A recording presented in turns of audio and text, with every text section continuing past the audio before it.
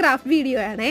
ഒരു dust decker തന്നെയാണ് ചെയ്യാൻ പോകുന്നത്. കഴിഞ്ഞ പ്രാവശ്യം ചെയ്തതിൽ നിന്ന് കുറച്ചൊരു വ്യത്യാസം ഉണ്ടെന്നേ ഉള്ളൂ. ഇന്ന് ഞാൻ അതിനായിട്ട് സെലക്ട് ചെയ്തിരിക്കുന്നത് ഒരു കാർട്ടൂൺ ക്യാരക്ടറിനെയാണ്. ഈ കാർട്ടൂൺ ക്യാരക്ടറിനെ കണ്ടിട്ട് മനസ്സിലായവരുണ്ടെങ്കിൽ ഒന്ന് കമൻറ്റ് ചെയ്തോളുക.